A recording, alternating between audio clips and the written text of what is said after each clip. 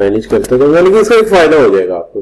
वो फायदा ये हो जाएगा कि आप जरा थोड़ा सा ना, बस का होता है कि जी रिकॉर्डिंग आगे पीछे हो जाती है, लाइट चली गई, कनेक्टिविटी चली गई, क्योंकि उसकी रिकॉर्डिंग तो हो रही है वाया इंटरनेट, ये रिकॉर्डिंग डिवाइस में हो जाती है।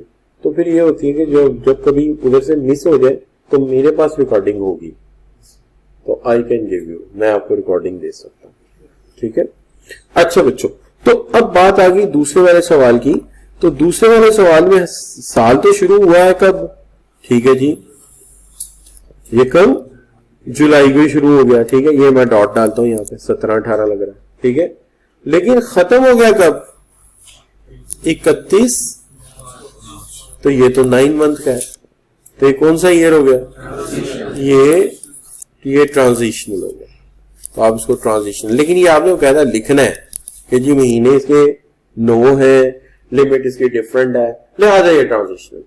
ये आपने लिखना है महीने इसके 12 है, लिमिट इसकी नॉर्मल है जो जनरली होती है 1 जुलाई से लेके 30 जून तक, इसलिए नॉर्मल है। ठीक है, we write in statement, I am writing in symbols, आप उसको स्टेटमेंट में लिखना होगा। नंबर 3 जी, खोखर साहब, मैंने सारी बातें ली, मैंने कहा कोई बंदा नाराज ना हो जाए। खोखर राजपूत होते हैं, ये कौन से जिनभूत होते हैं? अच्छा बच्चों, तो ये खोखर राजपूत होते हैं यार, और बड़े लड़ाके किस्म के होते हैं ये तो।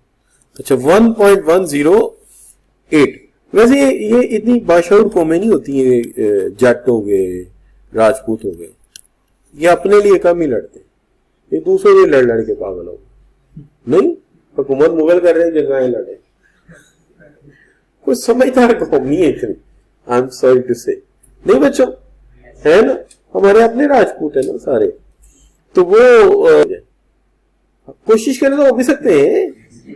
अच्छा, तो बात ये कि खोखर जो है वो साहब जो है उनका 1 जनवरी को शुरू हुआ, तो ये भाई चूंकि इसकी लिमिट्स भी डिफरेंट है ये 12 महीने का है, ये 12 महीने का, लिमिट इसकी डिफरेंट है, तो लिहाजा ये स्पेशल ईयर।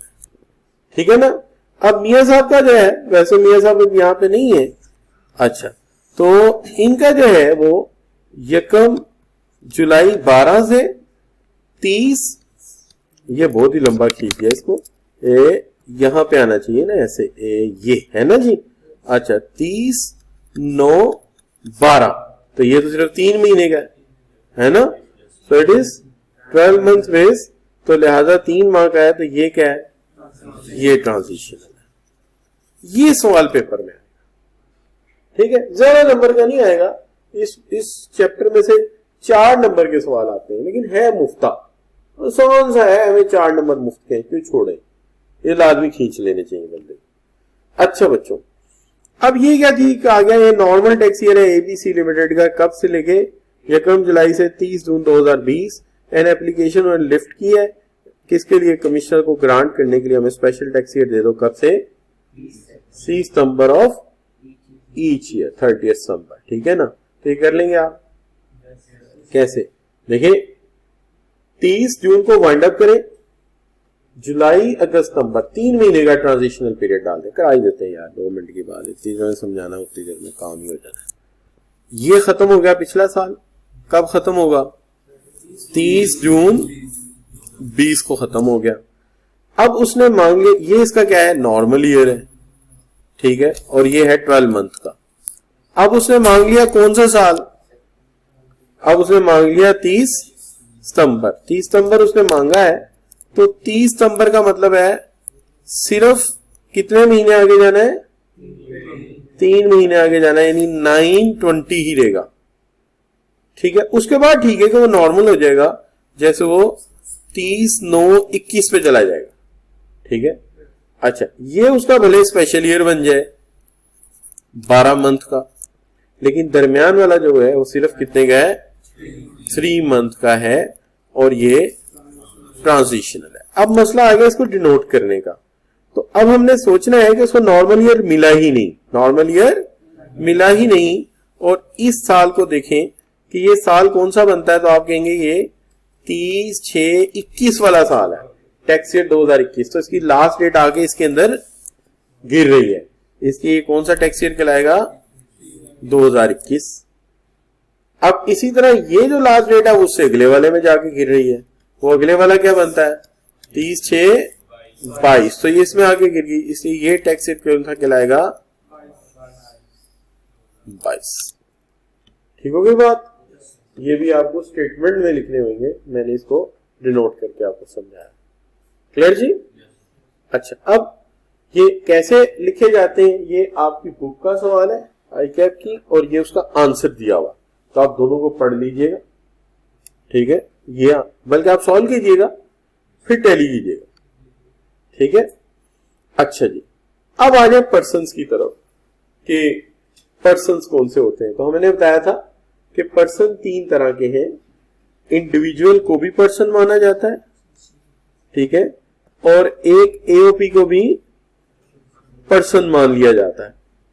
उसकी वजह मैंने बताई थी, और गवर्नमेंट को भी, चाहे वो सब डिवीजन ऑफ फॉरेन है या वो इंटरनेशनल ऑर्गेनाइजेशन है, तो फेडरल गवर्नमेंट को भी हम एक जो है वो पर्सन मान लेते हैं। अब मसला ये है कि यहां पे इनके पर्सन्स होने की जरूरत क्या है, फर्द होने की जरूरत क्या है। असल में कोई भी घर है ना, वो चलता है अफराद से, कोई भी घर है वो चलता है अफराद से।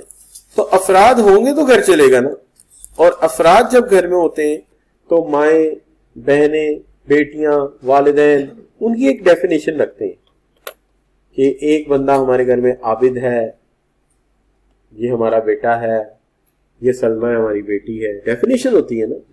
और ये जुनेद जो है ये पुप्पो का लड़का आके आजकल रह रहा है यहाँ पढ़ने के लिए, लेकिन ये सारे इस घर के क्या है, ये सारे घर के अफराद है। इसी तरह यहाँ भी डिफाइन करने की जरूरत है। एक मुल्क है तो यहाँ कौन कौन से अफराद है, हुकूमत एक फर्द है, AOP यानी कारोबार एक कंपनी एक फर्द है, और जो इंसान दुनिया में एक आइडेंटिटी लेके पैदा हो रहे हैं, 18 साल की उम्र जब CNIC आ गया, वो भी एक फर्द। तो ये फर्द की डेफिनेशन। अब ये क्यों है, बेसिकली मसला ये है कि घर को चलाने के लिए पैसे चाहिए, घर को चलाने के लिए पैसे चाहिए। तो आपने देखा होगा कि आपके घर में क्या होता है कि पैसों से घर चलता है, और जब अबू पैसे नहीं देते तो अम्मी क्या करती, नहीं जी डांटती हैं, डांट डपट करती हैं, और बाज़ का तो कोट पे खुद ही उल्टा लटका के, नहीं सॉरी कोट को उल्टा लटका के उसमें से जो गिरता रख ले। भाई क्या करें, घर तो चलाना है ना, क्या हाल। इससे पता होना चाहिए हमारे घर का रेजिडेंट कौन है। तो अब देखिए, it means tax payer is who is a resident person. Tax payer कौन होगा, जो रेजिडेंट पर्सन होगा। आप कहेंगे सर ये क्या बात हुई, रेजिडेंट पर्सन क्या होगा। भाई इसकी एक छोटा सा जवाब है ना, आपके घर में 3 दिन रहने के लिए कोई बंदा आ जाए तो अम्मी कहेंगी चलो पैसे कट। 3 दिन रहने मामू का लड़का आ गया, उससे पैसे लेंगे खर्चा, नहीं लेंगे। क्यों, मेहमान है ना, रेजिडेंट नहीं है। इसी तरह इन्होंने भी एक असूल बनाया हुआ है कि जो हमारे मुल्क में 183 दिन रहेगा ना, वो रेजिडेंट है। 183 डेज और मोर रहेगा, वो रेजिडेंट है। अच्छा उससे कम रहेगा तो फिर वो मेहमान है, फिर हम उससे टैक्स नहीं लेंगे। तो टैक्स उससे लेंगे जो अपने घर का बंदा है, रिहायशी है घर का। जो मेहमान है उससे नहीं लेंगे। इसलिए उसने कहा कि टैक्स पेड कौन होगा, जो रेजिडेंट होगा। It can be resident individual association और अ कंपनी। ये रेजिडेंट बंदा हो सकता है, ये रेजिडेंट AOP हो सकती है, रेजिडेंट कंपनी हो सकती है। तीनों के रेजिडेंट होने के कोई लवाजमात है, कोई तरीकाकार है। क्लियर जी। तो ये क्यों पर्सन जानना पड़ा, क्योंकि अफराद के दम से घर चलना है, तो पर्सन पता होना चाहिए कौन है। पर्सन के पता होने के बाद ये होना चाहिए इन पर्सन में से रेजिडेंट कौन कौन सा है। अब तो पुप्पो का लड़का रहने आया है, उससे भी पैसे लेंगे, उससे पैसे नहीं लेंगे। क्यों, मेहमान है। इसी तरह यहां पे है 183 दिन लो तो रेजिडेंट है, वरना रेजिडेंट नहीं, फिर उसे टैक्स ना लो, मेहमान अच्छा। क्लियर बच्चों। तो लिहाजा एक बात ज़हन में होनी चाहिए कि इंडिविजुअल रेजिडेंट हो सकता है, नॉन रेजिडेंट हो सकता है। कंपनी रेजिडेंट हो सकती है, नॉन रेजिडेंट हो सकती है। तीनों में ये बात हो सकती है। यही आप व्यू समझ लीजिए, गवर्नमेंट जो है रेजिडेंट नहीं ना होती इस तरह से। तो हम यूं बना लेते हैं कि पर्सन को आप यूं सोच लीजिए, पर्सन, पर्सन, ठीक है, नजर आ रहे हैं।